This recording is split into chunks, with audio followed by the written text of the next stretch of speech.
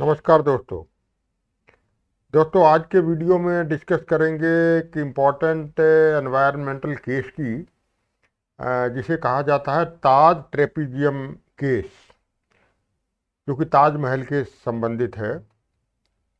और ये mister MC Mehta, India के अगर मैं कहूँ कि ग्रेटेस्ट एनवायरमेंटल लॉयर का नाम बताइए तो बिना हिचक कहा जा सकता है मिस्टर एमसी मेहता, महेश चंद मेहता। उनके द्वारा ये इनिशिएट किया गया था, ये ताज ट्रेपीजियम केस। बहुत सारे उनके द्वारा केसेस इनिशिएट किए गए थे। 80 और 90 के दशक के बहुत ही प्रोमिनेंट एनवायरमेंटलिस्ट रहे हैं, एनवायरमेंटल लॉयर रहे हैं। और अपने पीआईएल के माध्यम से बहुत सारे केसेस उन्होंने हाई कोर्ट्स और सुप्रीम कोर्ट में लड़े, और बहुत सिग्निफिकेंट डिसीजन सुप्रीम कोर्ट ने उन केसेस में दिए। तो आज उसी केस के बारे में डिस्कस करेंगे। तो मैं आपको तुरंत पावर पॉइंट प्रेजेंटेशन पे ले चलता हूँ बिना देरी किए हुए, तो और अपनी बात को आगे बढ़ाते हैं।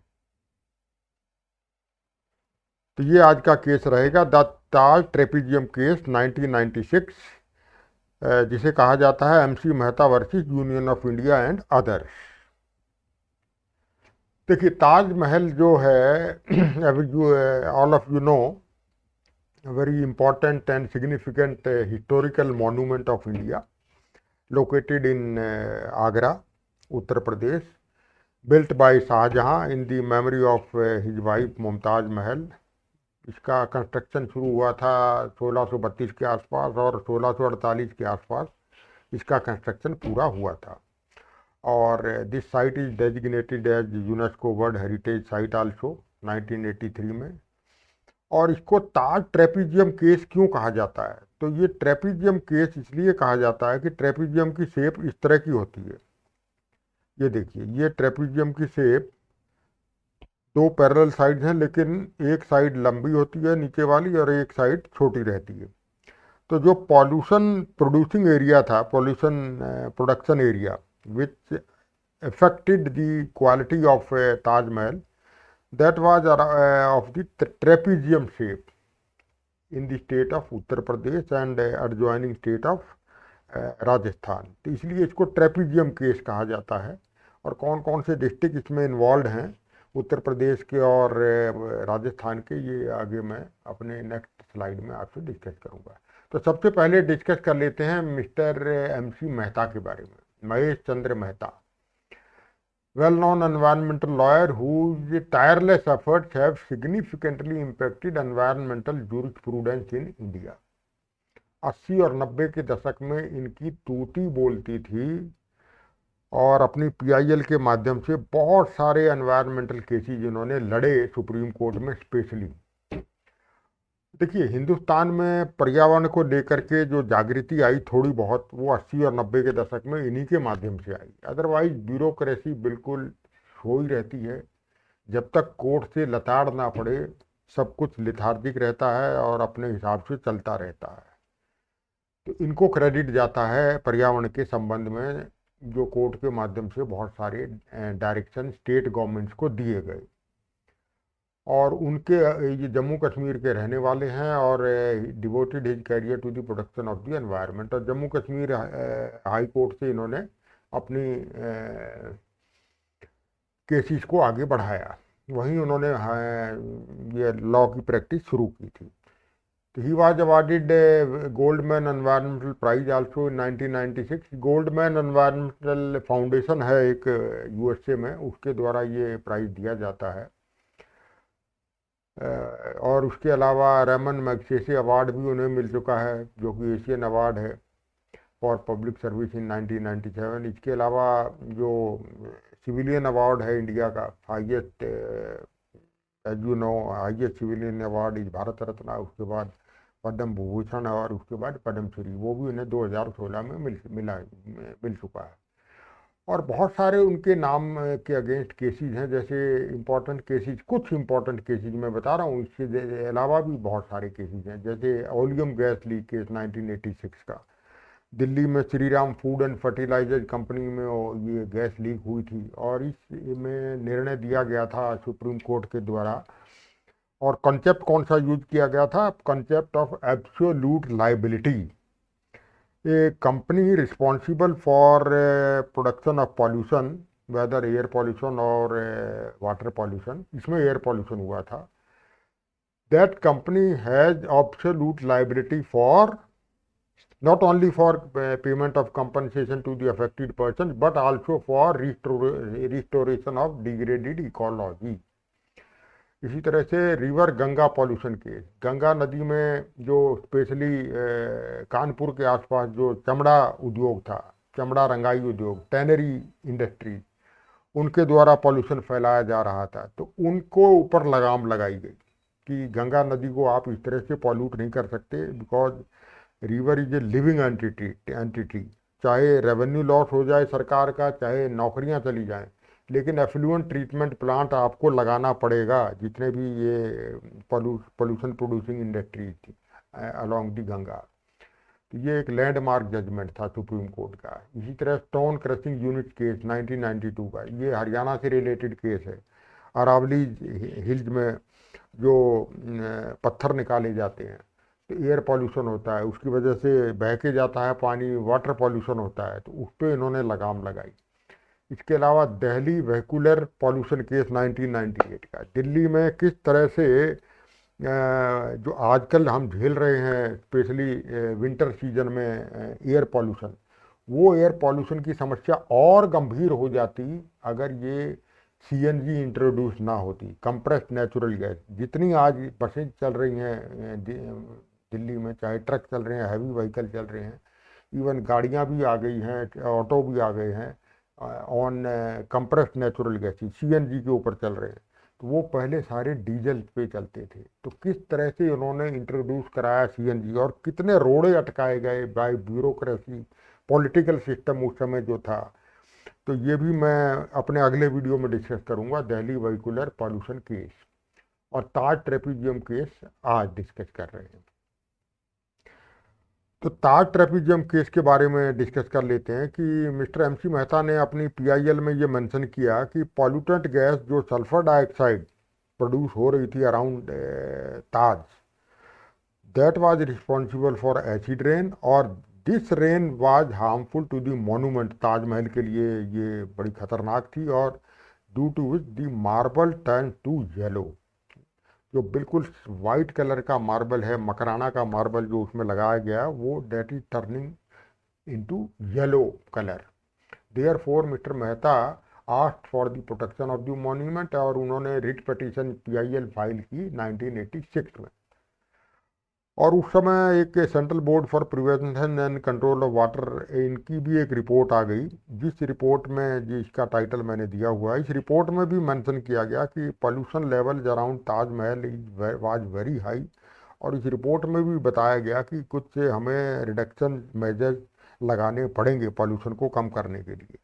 और one of the major was to shut down thermal power station, क्योंकि थर्मल पावर स्टेशन में कोयला यूज किया जाता है, और हिंदुस्तान का जो कोयला है उसमें सल्फर डाइऑक्साइड, सल्फर की क्वांटिटी ज़्यादा है और सल्फर डाइऑक्साइड ज़्यादा प्रोड्यूस होती है, तो उसको बंद किया जाए। Another step was to reduce emission of sulphur dioxide, या सल्फर डाइऑक्साइड को कम से कम 50% तक कम किया जाए। इस तरह के मेजर्स लगाए जाएं कि sulphur dioxide go down to 50% lesser production.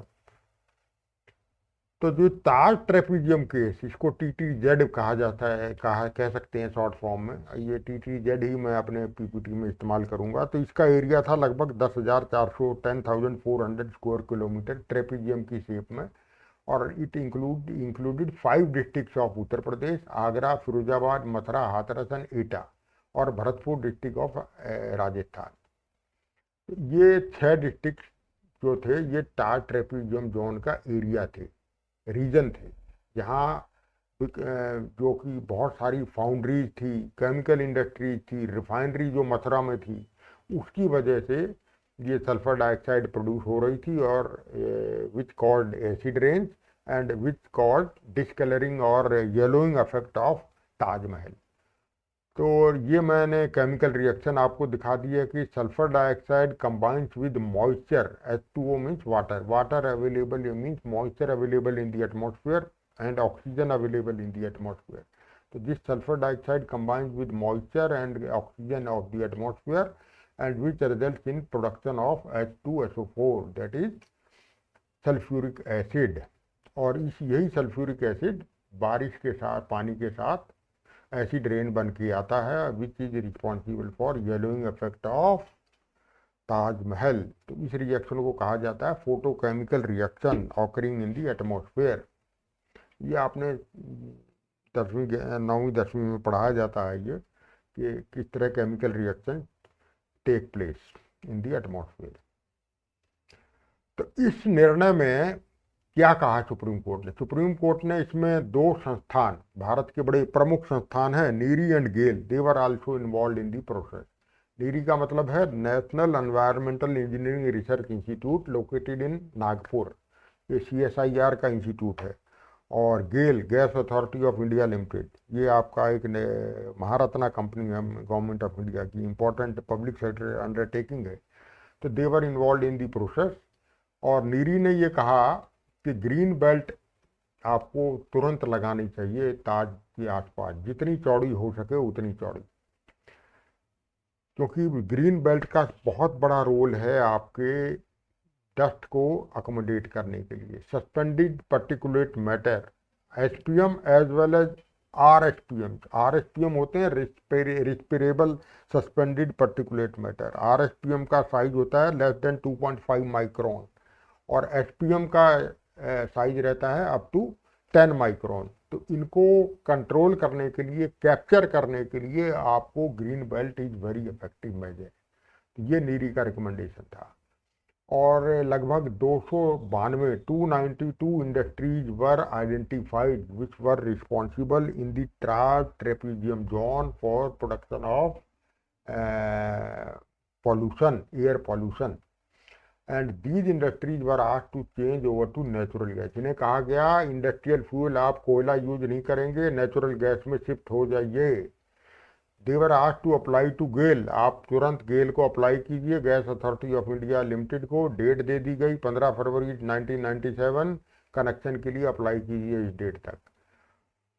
लेकिन बहुत सी इंडस्ट्री ऐसी भी होंगी जो कि नहीं चाहेंगी कि हमें गैस के को अप्लाई करना है गेल को, विच डू नॉट और not in a position to obtain such connection. जो नहीं चाहती अप्लाई करना, उनको एक और ऑप्शन दिया गया, they may apply to UPSIDC, UP state industrial development corporation. UPSDIC को अप्लाई कीजिए by February 28, 1997 for allotment of alternate plot in industrial estate outside TTZ, या आप अपनी इंडस्ट्री को ताज ट्रैफिक जोन से बाहर ले जाइए ताकि आपका पॉल्यूशन जो है ताज को अफेक्ट न कर सके. और इसके लिए आपको अप्लाई करना है Uttar Pradesh state industrial development corporation को, और डेट भी दे दी गई, इस डेट तक आपको अप्लाई करना है. और GAIL must take final decision in respect of all applicants for grant of gas connection by March 31, 1997. GAIL को जो अप्लाई करेंगे, जो इंडस्ट्री, उनका फैसला भी गेल को कहा गया कि आप 31 मार्च तक आप उनका फैसला कीजिए, देना है कि नहीं देना. नहीं देना है तो क्यों नहीं देना है कनेक्शन. और कुछ इंडस्ट्रीज उसमें ऐसी भी थी which neither apply for gas connection nor alternative plot. तो वो तीसरी कैटेगरी उन्हें कहा गया कि फिर आप अपना बोरिया बिस्तरा समेटिए और यहाँ से जाइए. They should stop functioning with the aid of, क्योंकि आप कोयला इस्तेमाल करेंगे और आप अपना 30 अप्रैल 1997 से पहले आप अपना इंडस्ट्री को क्लोज कीजिए. क्योंकि दो ऑप्शन आपको दे दी गई हैं, या तो आप शिफ्ट हो जाइए गैस नेचुरल गैस पे for which gas will be supplied by GAIL, या आप ताज ट्रेपेजियम से बाहर जाइए, अल्टरनेटिव प्लॉट लीजिए UPSIDC के माध्यम से. दोनों आपको option available. If you don't want to avail any of the two option, then you close down the functioning of your industry. In that case supply of coal will be stopped. और जो concerned DM थे, district magistrate or superintendent of police, they will see that order must be complied with, कि आपका कोयला बंद हो जाएगा और आपकी फंक्शनिंग बंद हो जानी चाहिए 30 अप्रैल 1997 तक। और गेल को कहा गया they should commence supply of the gas industry by June 30 1997। आपको जो इंडस्ट्रीज ने अप्लाई किया है गैस कनेक्शन के लिए 30 जून तक आपको सप्लाई शुरू हो जानी चाहिए, ये गेल को कहा गया इंश्योर कीजिए। और उसके बाद वो कोयला में नहीं जाएंगे, gas will be supply to them. तो क्लियर कट एक डेडलाइन दी गई हर टाइप की इंडस्ट्री के लिए, तीनों कैटेगरी की इंडस्ट्रीज के लिए एक डेडलाइन दे दी गई सुप्रीम कोर्ट के द्वारा। और फिर क्या कहा गया, the relocating industry shall set up with their respective unit outside TTZ. और जो जिनको रीलोकेटिंग करना है उनका फंक्शनिंग 31/12 के बाद नहीं होगा। और डीएम और एसपी को कहा गया to ensure closure of such industries by 31 December 1997। जिनको आउटसाइड ट्रेपेजियम जोन में जिनको प्लॉट मिल गया है वो 31/12 तक यहाँ फंक्शन कर सकते हैं। 31/12 के बाद अपना वहाँ पे लगाइए इंडस्ट्री जो प्लॉट लेने की इच्छुक हैं, by through UP state UPSIDC UP state industrial development corporation के थ्रू। और that UPSIDC shall render all resistance to industries in process of relocation. और उनको प्लॉट दिए जाएंगे फॉर कंस्ट्रक्शन ऑफ बिल्डिंग, और उनको सब लाइसेंस परमिशन वगैरह दिए जाएंगे। आप इंडस्ट्री सेटअप कर रहे हैं दूसरे एरिया में तो आपको पानी भी चाहिए, आपको बिजली भी चाहिए, तमाम तरह की पॉल्यूशन कंट्रोल करने के लिए आपको कंप्लायंस सर्टिफिकेट भी चाहिए। तो all that must be given to the industries on priority basis by government and UPSIDC। अब जो इंडस्ट्री बाहर की तरफ शिफ्ट कर रही हैं उनका एम्प्लॉय का क्या बनेगा, वर्कमैन का क्या बनेगा। तो workman employed in 292 industry shall be entitled to rights and benefits of continuity in employment at new places of shifting. जितने भी इंडस्ट्री में काम कर रहे हैं they will not be thrown out, they will not be retrenched, वो काम में लगे रहेंगे, उनको बाकायदा वेजेस दी जाएंगी, ये भी सुप्रीम कोर्ट ने कहा। और पीरियड ये उन इंडस्ट्री के लिए कहा जो बाहर शिफ्ट कर रहे हैं। Period between closure of industry in Agra and restart in the place of relocation, जो बाहर शिफ्ट कर रहे हैं वो पीरियड को shall be treated as a period of active employment and full wages will be paid for that period. और इसके अलावा उन्हें शिफ्टिंग बोनस भी दिया जाएगा जो इंडस्ट्री शिफ्ट कर रही है आउटसाइड टाज ट्रेपेजियम जोन। और 31 जनवरी 1998 तक उनको शिफ्टिंग बोनस भी दिया जाएगा। और एक और कैटेगरी वर्कमैन की थी, जो workman employed in industries who do not opt for relocation और अप्लाई टू नेचुरल गैस। जो इंडस्ट्री ने जिन्होंने ना तो CNG के लिए अप्लाई किया, न नेचुरल गैस के लिए अप्लाई किया, न उन्होंने रीलोकेशन के लिए अप्लाई किया, जिन्होंने जो अपना बोरिया बिस्तरा यहाँ से जो कि परमानेंट बंद करना चाहती हैं अपनी industry, they such employees shall be deemed to have been retrenched by 31 मई 1997। तो जो इंडस्ट्री बंद हो जाएंगी उनको एम्प्लॉयज को पूरा कंपनसेशन और ग्रेजुएटी दिया जाएगा, जो भी उनका ड्यू है as per labour and industrial law, उनको पूरा मान सम्मान के साथ पूरा उनका बकाया ड्यू उनको पेमेंट करने के बाद ही उनको रिट्रेंच किया जाएगा।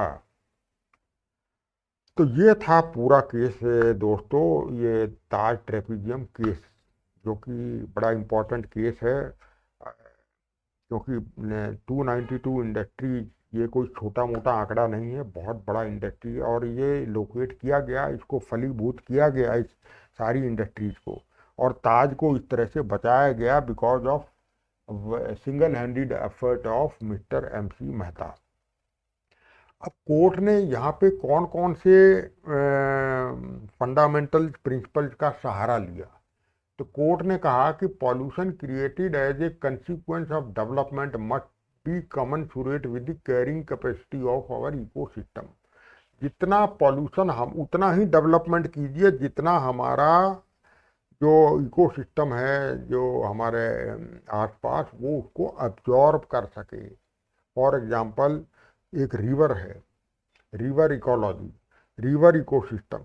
Every river ecosystem has a definite carrying capacity to absorb certain amount of pollution in the river. जो एफ्लुएंट आता है रिवर में उसकी एक कैपेसिटी होती है, self purification capacity of a river, और वो डिपेंड करती है कितना आपका फ्लो है, आपका वाटर की स्पीड कितनी है, तो उस पर डिपेंड करेगा आपकी कैरिंग कैपेसिटी ऑफ रिवर। इसी तरह आपका जो एटमॉस्फेयर है वहाँ पे air, in respect of air pollution, वो भी आपका कैरिंग कैपेसिटी पे डिपेंड करेगा। तो वो जो आपका डेवलपमेंट उतना ही कीजिए जितना आपका इकोसिस्टम की कैरिंग कैपेसिटी झेल सके। दूसरा प्रिंसिपल उन्होंने कोर्ट ने यूज किया, प्रिकॉशनरी प्रिंसिपल। ये मैं आपको बता चुका हूँ। There are various international principles of international environmental law. तो इस पर मैंने 2 वीडियो डाले हुए हैं covering various principles of environmental law. उसमें प्रिकॉशनरी प्रिंसिपल भी आता है, पॉल्यूटर पेज प्रिंसिपल भी आता है, उसमें आपका प्रिंसिपल ऑफ सस्टेनेबल डेवलपमेंट भी आएगा, पब्लिक ट्रस्ट डॉक्ट्राइन भी आएगा, और भी बहुत सारे हैं। तो ये आप वीडियो देख सकते हैं। तो प्रिकॉशनरी प्रिंसिपल का कोर्ट ने इस्तेमाल किया, जिसमें कहा जाता है दी ओनस ऑफ प्रूफ या burden of proof is on the actor, developer और industrialist to show that his action was environmentally benign, environmentally kind. तो ये प्रिंसिपल को यूज किया गया। और पॉल्यूटर पे प्रिंसिपल को यूज किया गया, जिसमें कहा गया है कि if A hazardous activity was carried out by any person, person में भी industry also, then such a person was liable to make good for the loss caused to another person irrespective of the fact whether he took reasonable care while carrying out his activity। तो इस polluter principal को use किया गया court के द्वारा, supreme court के द्वारा, और प्रिकॉशनरी प्रिंसिपल को जो है भी इस्तेमाल किया गया। इसके अलावा article 21 was also use. Article 21 पे मैं डिटेल्ड वीडियो डाल चुका हूँ, तो ये भी आप मेरे यूट्यूब चैनल पे देख सकते हैं। और इसके अलावा आर्टिकल 48A यानी कि directive principles of state policy, state shall endeavour to protect and improve the natural environment, ये स्टेट की ड्यूटी है। तो ये भी एक यूज किया गया कोर्ट के द्वारा। और आर्टिकल 51AG यानी कि fundamental duties of Indian citizens, it shall be the duty of every citizen to protect and improve the natural environment, including forest, wildlife, and all kinds of rivers, wetlands, lakes, etc., and to have compassion for living creatures। तो और ये सारे के सारे court के द्वारा इस judgement में इस्तेमाल किए गए, इम्पोर्टेंट। तो ये इसका कोर्ट का ये इसका सार है, समरी है इस केस की, लीगल केस की। तो ये था दोस्तों मेरा video covering Taj trapezium case, a very important environmental law, environmental case which was fought by mister MC Mehta. तो अगर आपको वीडियो पसंद आया तो इसको लाइक कीजिए, शेयर कीजिए, share among the like minded people. और चैनल अगर आपने सब्सक्राइब नहीं किया तो इस चैनल को सब्सक्राइब जरूर कीजिए, because it is a free of cost venture from my side to the candidates, specially for appearing for law exams और competitive exams, whether at UPSC level और state public service commission level. तो आज के video में दोस्तों इतना ही, फिर मिलेंगे। नमस्कार, all the best, take care.